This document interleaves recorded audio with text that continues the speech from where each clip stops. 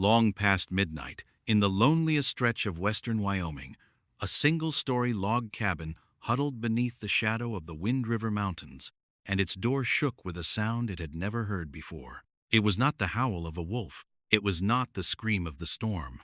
It was three deliberate strikes, soft, almost apologetic, struck in a rhythm that felt unsettlingly human, as if something on the other side were asking permission rather than demanding shelter. The man behind that door had no way of knowing that this single sound would split his life cleanly into a before and an after. If a story like this is capable of reaching you the way it is about to reach him, tell us in the comments which city you are watching from tonight, and if you believe in second chances, loyalty, and the quiet kind of heroism that never asks for a medal. Subscribe to this channel before we go any further. Because what knocked on that door in the dead of a Wyoming blizzard was not only a starving animal fighting for one more hour of life, it was the beginning of a debt finally being repaid to a man who had spent 4 winters convinced he owed the universe a body it would never give back. Ethan Cole was 39 years old, and his body still carried the discipline of a man who had once been a United States Navy SEAL, broad through the shoulders, upright in a way that looked almost unnatural in civilian clothes, muscles that had simply forgotten how to soften. His hair was cut short, dark brown, fading into gray at the temples, and his jaw carried 2 days of stubble more often than not, as though shaving required a reason he could no longer locate. A thin white scar crossed his left eyebrow, and the people of Cedar Hollow liked to imagine it came from some overseas firefight. It did not. It came from a kitchen 3 years ago, the night he threw a glass against the wall and a shard found his face before he found his composure. His eyes were a pale gray-green, but no one in town remembered the color. They remembered the emptiness behind them. 4 years earlier, on what was meant to be his final deployment, Ethan had given a single order to advance, and his younger brother, Daniel Cole, the boy everyone simply called Danny, had obeyed it into a position that took his life within seconds. The military board cleared Ethan of any wrongdoing. His own conscience never agreed to the same verdict, and some nights he still heard his own voice crackling through static, saying the word "advance," followed by nothing but a silence with teeth. The nightmares came in a pattern he had memorized the way other men memorize a commute. First the dust, then the white flash behind his eyes, then the particular stillness of Danny's boots, which Ethan still kept lined up by the front door exactly the way his brother used to leave them, laces loose, toes pointed toward the world, as if their owner might walk back through that door any morning and slide his feet into them without a word. In the drawer of his nightstand sat an envelope Danny had written him before that last mission, the kind every operator writes and hopes never gets opened. Ethan had never opened it. He told himself it was because some words should stay unread until a man is ready, but the truth was simpler and uglier. He was afraid that whatever Danny had written would forgive him, and he did not believe he deserved that particular mercy yet. When he came home, Ethan did not return to a city or a base. He returned to his late grandfather's cabin outside Cedar Hollow, 3 miles past the last paved road, where the pines grew so thick the snow sometimes took until April to fully melt. Inside that garage sat the one unfinished thing he could not seem to either complete or abandon, a 1971 Ford Bronco that he and Danny had begun restoring together as teenagers, half of it gleaming with new chrome, half of it still buried under tools and dust, and a promise neither brother had lived long enough to keep. Every evening, Ethan walked into that garage, picked up the keys, turned them over once in his palm, and set them back down without starting the engine, as if finishing the truck meant finally agreeing that Danny was gone, and some quiet, stubborn part of him refused to sign that agreement. The only person who still knocked on his door without fear was Eleanor Hargrove, 71 years old, who ran the general store and post office in town, a thin woman with an unbending spine who had lost her own husband in Vietnam decades earlier and had spent every year since quietly taking in the town's abandoned animals and finding them somewhere safe to land. Her 8-year-old grandson, Sam, lived with her now because both of his parents were deployed overseas at the same time, and the only question he asked most nights at dinner was when his father was coming home. Eleanor brought Ethan soup 2 or 3 times a week and never expected a conversation in return. To Ethan, that door was the last border he had left standing between himself and a world that kept taking things from him, and opening it, even an inch, felt like inviting something new into a house that could only ever lose what it loved. That particular winter brought one of the worst storms Wyoming had logged in a decade. Snow fell without pause for 3 straight days.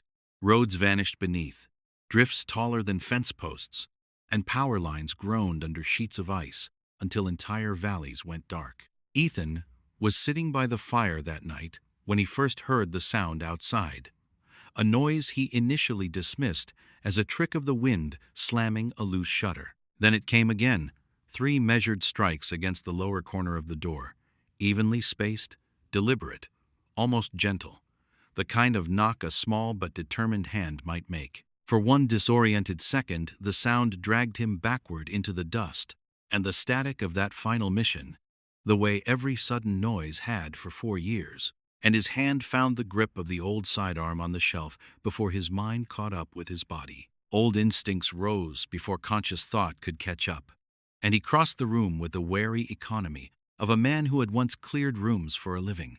What waited for him on the other side of that door was not a threat.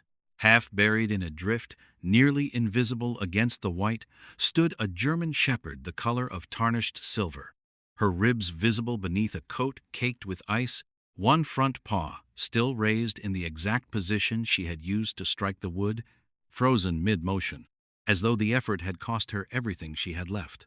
She did not bark, she did not whine, she simply waited. And in her eyes, Ethan saw something he would not understand until much later. A learned courtesy, a kind of trained gentleness that no wild or feral animal carries by instinct. Somewhere, at some point in her short and brutal life, someone had taught her to ask before entering a home, and even in a world where that someone no longer existed, she had never once forgotten the lesson. His hands shook when he lifted her, the same way they had shaken 4 years earlier while he watched his brother take his last breath in the dirt of another country. She did not move when he set her on the blanket by the hearth, only kept her eyes open, as if testing whether this warmth was something real or another trick the cold liked to play before it finished its work. He brought her water first, then warm broth, and she ate without resistance, though every swallow came with a glance toward his face, measuring whether punishment might still be coming. That night, Ethan heard his own voice soften for the first time in years. "You're not going to be hurt here," he told her, and as the words left his mouth he understood, distantly, that he might have been speaking to both of them. By morning he had called Dr. Mara Connors, the town veterinarian, a calm and watchful woman in her mid-30s who examined the dog with patient hands and found old collar abrasions on her neck, fine scarring across her ribs from years pressed against a wire cage, and finally, beneath the skin at the base of her skull, a microchip. When the scanner returned a result, it carried a name and an address. Pruitt Kennels, 12 miles north of town. A property most people in Cedar Hollow had learned, quietly and without proof, to avoid. Mara's expression hardened. "That name has come up before," she said. "Complaints. Never anything that held up in court." Eleanor filled in what the official record could not. The years of rumors about a man who bred dogs in cramped, filthy cages and discarded any animal too sick or too old to keep producing puppies for sale, sometimes leaving them on roadsides in the middle of winter storms because a veterinary bill cost more than a replacement did. People said he kept a ledger of names instead of a registry of love. That the only time he ever touched a dog gently was for a photograph meant to attract a buyer. Ethan finally understood where the dog's strange, learned gentleness had come from. Someone, somewhere, had loved her once, before that love disappeared into another cage, or another winter, long before this one. 3 days later, a red pickup pulled into Ethan's yard. Walter Pruitt was a heavy-set man in his 50s, with cold gray eyes and a voice that wore the false courtesy of a salesman closing a bad deal. "That female belongs to me," he said from the porch steps. "She's still breeding age, and I want her back, or I bring a lawyer." Something old rose up in Ethan then. Not the discipline of duty, but something deeper, the instinct to defend a living thing he had become responsible for. "She crawled to my door half dead," he said, his voice low and unshaking. "That isn't ownership. That's abandonment with a paper trail." Pruitt smiled without warmth, told him the documents said otherwise, and turned to leave with a final warning that this was far from over. Eleanor, watching the truck disappear down the lane, only shook her head. "Men like that don't quit," she said quietly. "They just wait for a better hand." That night, Ethan looked at the dog he had not yet named and finally called her Nova, because she had appeared out of the darkest part of the sky like something nobody had seen coming. And somehow she had not gone out. In the weeks that followed, Sam began stopping by the cabin most afternoons after Eleanor finished her errands, sitting beside Nova for hours, reading his father's letters out loud to her, and Nova always seemed to sense the smallest tremor in the boy's voice, resting her head against his knee the instant it appeared. Some afternoons, Ethan caught himself standing in the garage doorway, watching the two of them through the window, the boy's small hand buried in silver fur, and for a few seconds, the ache in his chest pointed somewhere other than Danny. Watching them, he found himself remembering long summers with his own brother, fishing at the lake behind their grandfather's land, and for the first time in years, that memory left something warm behind, instead of something that bled.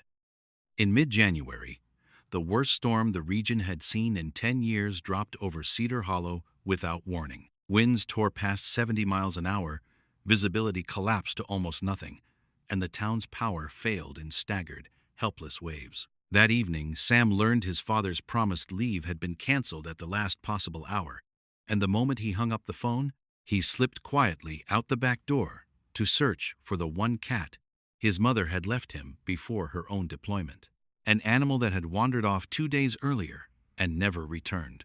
By the time Eleanor noticed he was gone, the storm had already erased every trace of his footprints. The phone rang at Ethan's cabin, and before his hand reached for a weapon out of old habit, it reached for his coat instead. Nova was already at the door, clawing the wood, as if she had caught the boy's scent the moment the wind shifted. Sheriff Tom Reyes and his deputies could not move their trucks past the first ridge. Visibility had dropped to arm's length. For the first time in 4 years, the training buried in Ethan's body returned not as an instrument of guilt, but as a tool for staying alive. Control the breath, measure the stride, read the trail. Nova pushed ahead, despite the weakness still lingering in her hind leg, stopping every few yards to test the air before moving again, following a memory of tracking someone she had once been taught to find. His flashlight dimmed once, flickered, and for one terrible second the beam nearly failed completely, plunging the world into a white that swallowed every shape, and Ethan felt the old panic claw at the base of his throat, the same panic that had followed him out of every desert and into every sleepless night since. He forced his breathing flat and kept moving. Near the old mining road, beneath a fallen pine half buried in drifted snow, they found the small, half-covered print of a child's boot. Ethan's heart stopped in his chest. There had been a silence exactly like this one the night Danny died. The silence that lived inside the half-second before a decision could no longer be taken back. Nova suddenly barked once, sharp and urgent, then began digging furiously at the base of the fallen tree. Ethan dropped to his knees and tore through the frozen snow with his bare hands, and within seconds he saw Sam's blue lips, his half-closed eyes, his small chest barely rising. "Not this time," he whispered, his voice breaking apart on the words, the same words he had said 4 years earlier when it had already been too late. This time it was not too late. Sam's eyes fluttered open for a single heartbeat, found Ethan's face through the snow and the dark, and managed only a whisper that sounded like Nova's name before his eyes closed again, exhausted past fear. Nova pressed her exhausted body directly over the boy, offering the last warmth she had left, like a living blanket, while Ethan gathered Sam into his arms, tucked him inside his coat, and carried him back down the ridge. And for the first time in 4 years, his mind was not chasing his brother's ghost. It was holding on to the sound of a child still breathing. Sam spent 3 days in the hospital and walked away with nothing worse than mild hypothermia. The story rippled through Cedar Hollow fast, and when Mara's documented examination records, Eleanor's years of quiet testimony, and Sheriff Reyes's finally opened investigation came together. The state's Animal Welfare Division shut down Pruitt Kennels for good. Walter Pruitt did not transform into a better man in a single scene. No tearful conversion arrived to soften him. The law simply did, at last, what it should have done years earlier. Nova's ownership passed to Ethan without a single remaining objection. When spring finally reached the valley, the Bronco's engine turned over for the first time in years. Ethan sat in his brother's old leather seat, the one he had never once replaced.